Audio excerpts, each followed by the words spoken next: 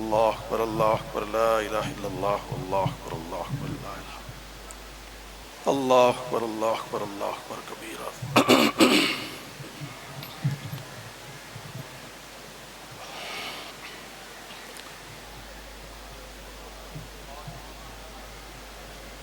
اگر کسی ساتھی کی نماز رہ گئی ہو، دوسری جگہ پر پہنچ سکتے ہوں تو وہاں پر پہنچ جائیں، اگر ایسا ممکن نہیں تو اپنی 2 رکعت نماز اسی ترتیب کے ساتھ ادا کریں۔ الحمدللہ نحمدہ ونستعینہ ونستغفرہ ونؤمن بہ ونتوکل علیہ ونعوذ باللہ من شرور انفسنا ومن سیئات اعمالنا من یہدہ اللہ فلا مضل لہ ومن يضلل فلا هادي له واشهد ان لا اله الا الله وحده لا شريك له واشهد ان محمدا عبده ورسوله صلى الله عليه وسلم اما بعد فان خير الحديث كتاب الله وخير الهدي هدي محمد صلى الله عليه وسلم وشر الامور محدثاتها وكل محدثة بدعة وكل بدعة ضلالة وكل ضلالة في النار۔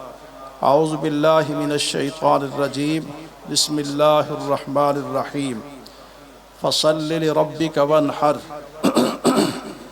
اللہ سبحانہ و تعالی نے قرآن مجید کی اس آیت کے اندر یہ حکم ارشاد فرمایا کہ اپنے رب کے لیے نماز پڑھیے اور قربانی کیجیے۔ پہلے نماز کا حکم ہے، پھر اس کے بعد وانحر قربانی کرنے کا حکم ہے۔ اور صحیح بخاری کتاب الاضحی کی پہلی حدیث ہے، رسول کریم علیہ السلام فرماتے کہ اس دن ہمارا پہلا کام کیا ہے؟ نماز پڑھنا ہے۔ اور نماز پڑھنے کے بعد جب ہم خطبہ سے نماز سے فارغ ہو جائیں گے، اس کے بعد پھر فرمایا کہ ہم نے قربانی کرنی ہے۔ اور اس کے بعد ارشاد فرمایا کہ جس بندے نے نماز سے پہلے قربانی کر لی، فرمایا کہ اس کی قربانی نہیں ہوگی، اور جس نے نماز پڑھنے کے بعد قربانی کی فقط تم نسکہ واصاب سنت المسلمین، فرمایا کہ اس کی قربانی مکمل ہوگی اور مسلمانوں کی سنت کو وہ پہنچ گیا۔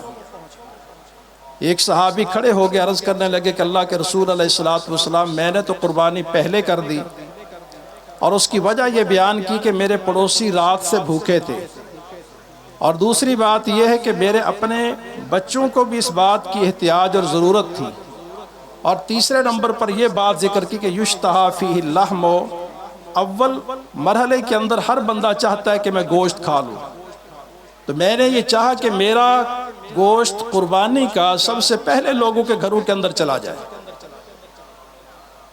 کتنا پیارا جذبہ ہے کہ میرے جانور کا گوشت سب سے پہلے لوگوں کے گھروں کے اندر چلا جائے، اور پڑوسی بھوکے ہیں۔ تو امام الانبیاء محمد رسول اللہ صلی اللہ علیہ وسلم نے اس کے اس عذر کو سنا، اور سننے کے بعد فرمایا کہ یہ ثواب تو تجھے مل جائے گا، لیکن تلک شاۃ لحم، یہ فرمایا کہ قربانی نہیں ہے، یہ عام قسم کا گوشت ہے جو آپ بکرا ذبح کر کے، جانور ذبح کر کے استعمال کرتے ہیں، یہ لوگوں کو تقسیم کر دیتے ہیں۔ تو پھر اس صحابی نے عرض کیا کہ میں کیا کروں؟ آپ نے فرمایا کہ اب دلہا، اس کے بدلے کے اندر دوسرا جانور تم نے ذبح کرنا ہے۔ تو وہ صحابی عرض کرنے لگا کہ میرے پاس جزعۃ من الماس، بھیڑ اور دمبے کا ایسی عمر کا بچہ ہے جو کھیرا ہے، اور ابھی تک وہ قربانی کی عمر کو یعنی 2 دانتہ ہونے کو پہنچا نہیں۔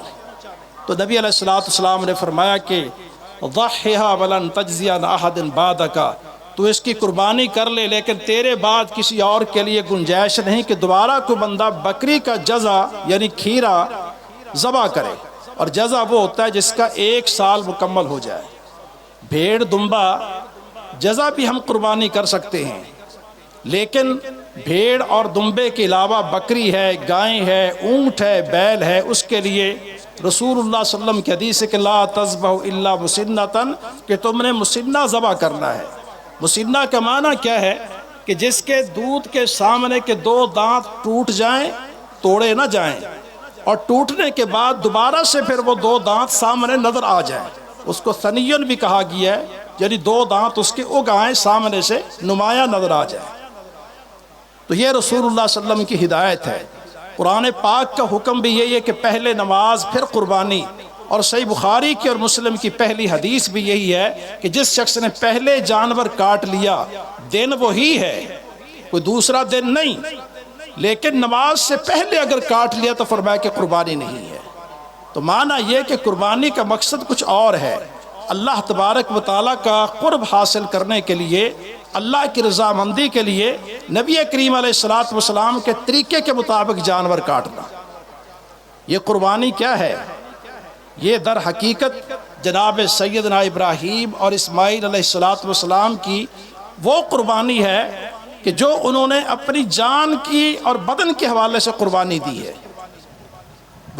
یہی بچہ جناب سیدنا اسماعیل علیہ السلام فلما بلغ معہ السعی، جب چلنے کے، بھاگنے کے، دوڑنے کے قابل ہو گیا ہے، کمانے کے قابل ہو گیا ہے، اللہ سبحانہ و تعالیٰ کی طرف سے حکم یہ ملا کہ اپنے بیٹے کے اوپر چھری چلا دو۔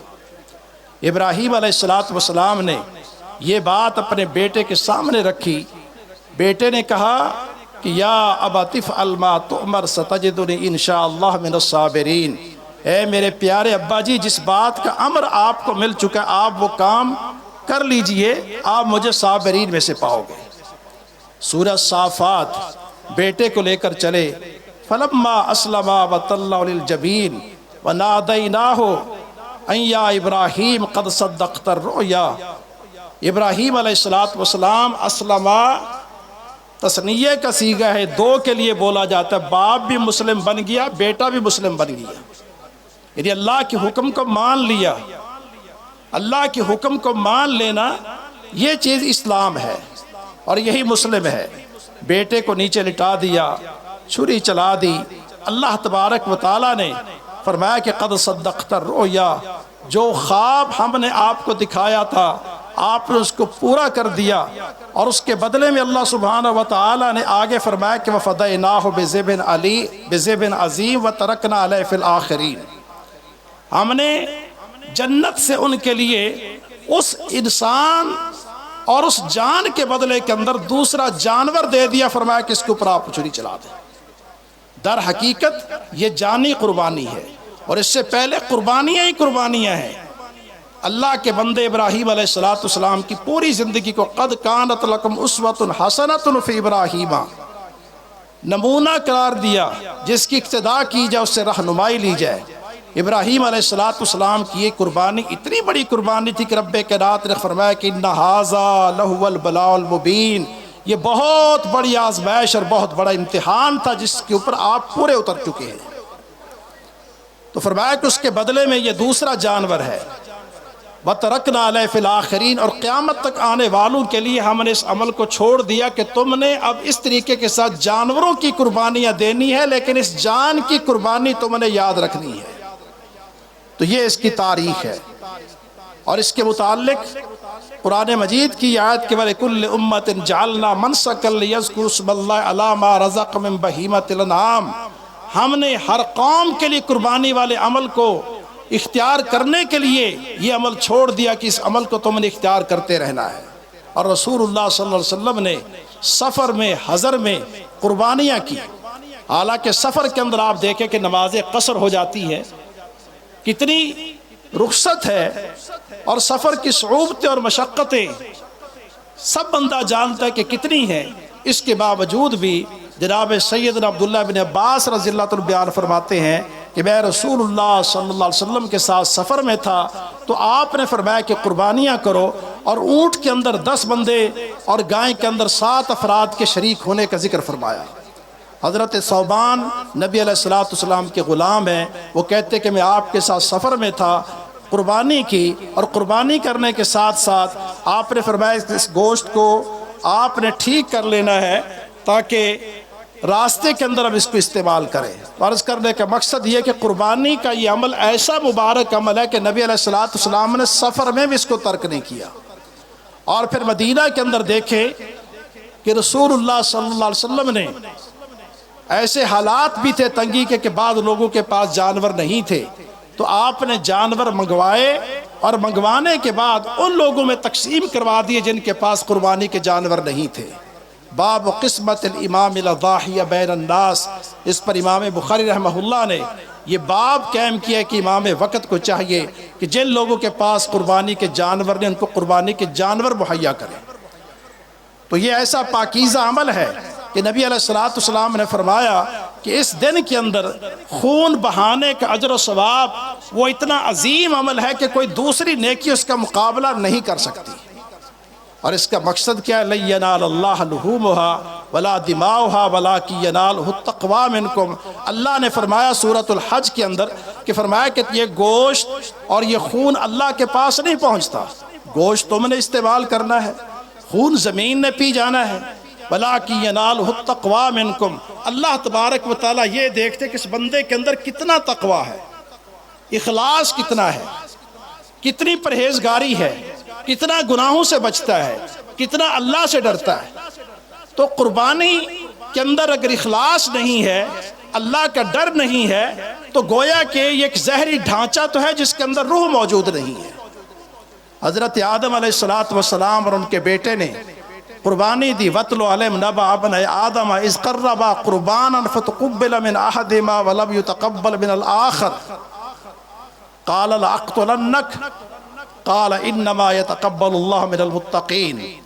فرمایا کہ ایک کی قربانی اللہ نے قبول کر لی، اس کے اندر اخلاص تھا، اور دوسرے کی قربانی قبول نہیں کی، اس کے اندر اخلاص نہیں تھا۔ اب یہ شخص جس کی قربانی قبول نہیں ہوئی، در حقیقت اس کے اپنے اندر یہ خرابی اور ڈیفیکٹ تھا، حسد اور بغض کے اندر اپنے بھائی کو کہنے لگا کہ میں تجھے جان سے مار دوں گا، سورۃ المائدہ۔ دوسرے بھائی نے کہا کہ انما یتقبل اللہ من المتقین، اے میرے بھائی اللہ تبارک و تعالیٰ ان قربانیوں کو قبول کرتا ہے کہ جس کے اندر تقویٰ ہو۔ اس لیے اللہ کے پیغمبر نبی علیہ السلام نے فرمایا کہ جب تم اپنے جانور پر چھری چلاؤ اس سے پہلے فَطَيِّبُوا بِهَا أَنفُسَكُمْ، اپنے نفسوں کو طیب کر لو، اس لیے کہ خون بعد میں گرے گا، اللہ تبارک و تعالیٰ کا پہلے قبول ہو جائے گا، لیکن کب؟ جب تمہارے دلوں کے اندر پاکیزگی ہوگی۔ طیب کا معنی پاک اور صاف، کھوٹ سے، عیب سے، ریاکاری سے، دکھاوے سے، اس طرح کی تمام علیشوں سے اگر تمہارا دل پاک ہے تو فرمایا کہ پھر اللہ تبارک و تعالیٰ تمہاری قربانی کو قبول کرے گا۔ ان اللہ طیب لا یقبل الا طیبا، اللہ تبارک و تعالیٰ کے اسماء الحسنی کے اندر طیب ہے، اور طیب کے علاوہ کوئی چیز اللہ تعالیٰ قبول کرتا ہی نہیں ہے۔ یا ایھا الناس کلوا من طیبات ما رزقناکم واشکروا للہ، لوگوں تم پاکیزہ کھاؤ اور اللہ کا شکر ادا کرو۔ طیب پاکیزہ چیز، انسان کو خود بھی طیب اور پاک صاف رہنا چاہیے۔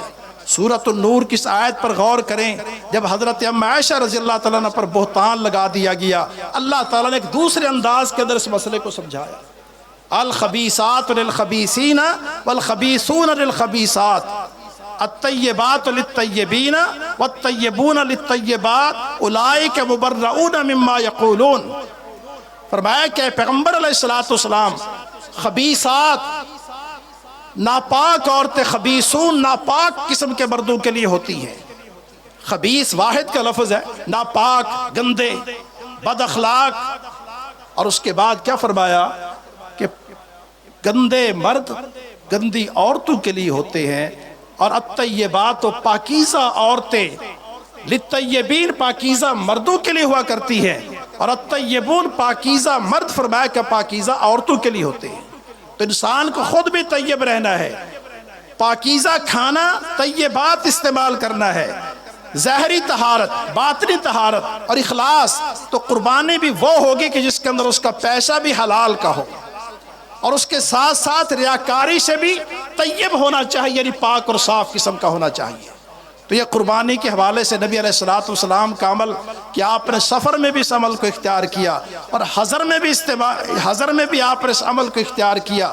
اور صحیح بخاری کی حدیث نمبر 669 ہے، فرمایا کہ مل عمل فی ایام افضل منہا فی ہذہ، اللہ تبارک و تعالیٰ کے نزدیک ان دنوں کا عمل اتنا فضیلت والا ہے کہ کوئی دوسرا عمل نہیں۔ صحابہ نے پوچھا کہ ولل جہاد ہو، کہ جہاد بھی نہیں؟ قال ولا الجہاد، فرمایا کہ جہاد بھی نہیں، الا رجل خرج یخاطر بنفسی و مالی فلم یرجع بشیء، ہاں ایسا بندہ جو گیا دوبارہ واپس نہیں آیا۔ تو یہ فضیلت والا عمل کیا ہے؟ قربانی کرنا، تکبیرات کہنا۔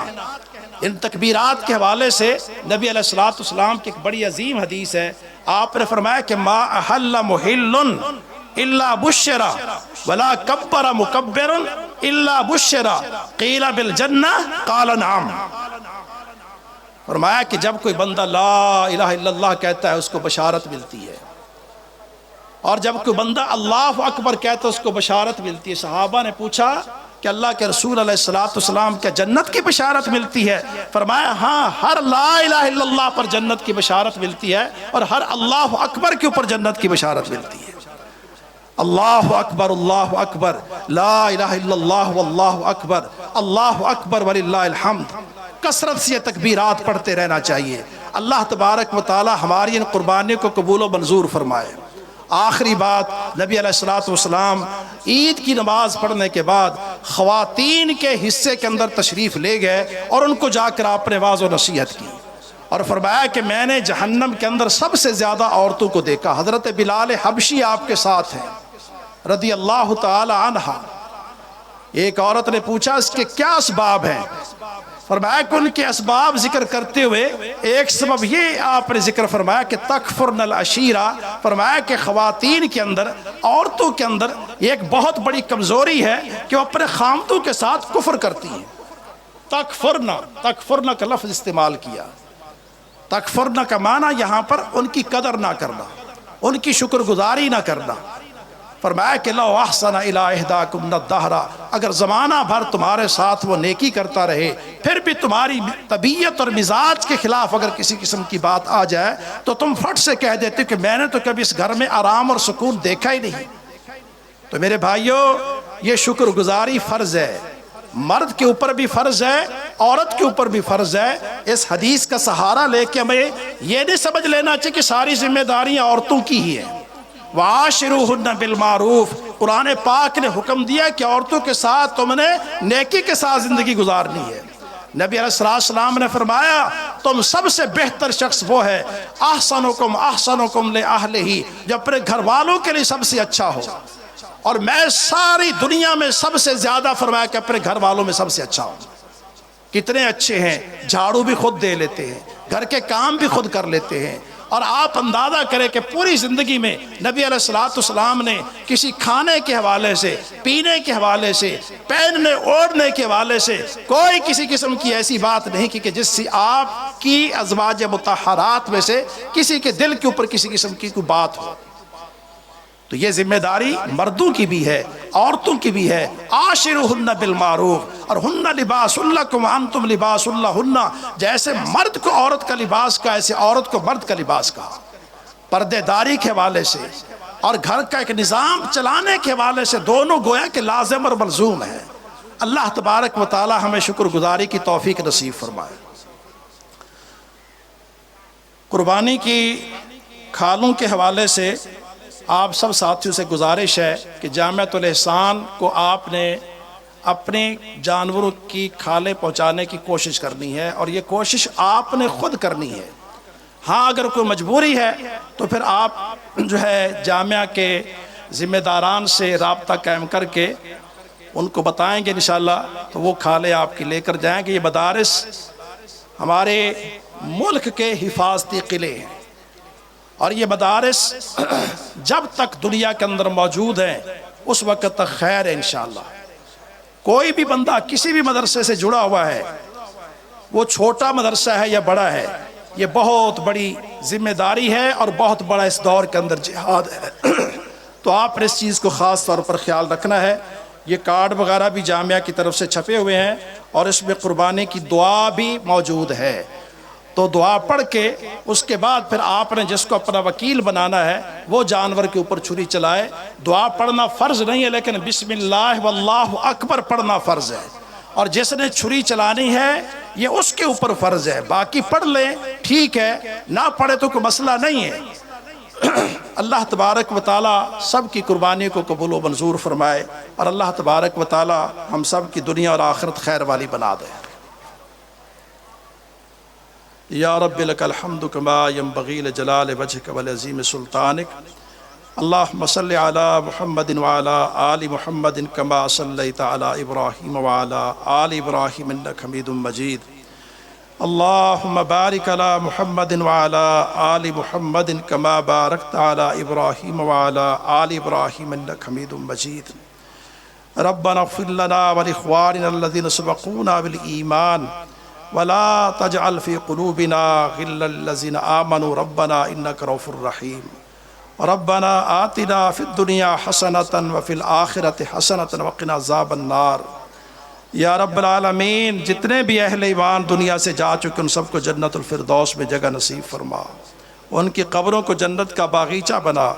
یا اللہ ہمارے صغیرہ کبیرہ ظاہر پوشیدہ ہر قسم کے گناہوں کو معاف فرما۔ یا اللہ ہماری ان ٹوٹی پھوٹی نیکیوں کو قبول و منظور فرما، اخلاص کی دولت سے ہمیں مالا مال فرما۔ یا اللہ ہماری زندگی کے اندر تقوی پیدا فرما دے۔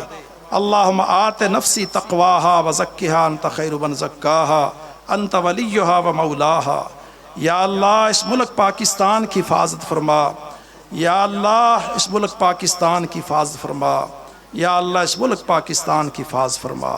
یا اللہ حرمین شریفین کی حفاظت فرما، بیت المقدس کو آزادی نصیب فرما، پوری دنیا کے اندر اسلام اور اہل اسلام کی عزت اور عظمت نصیب فرما۔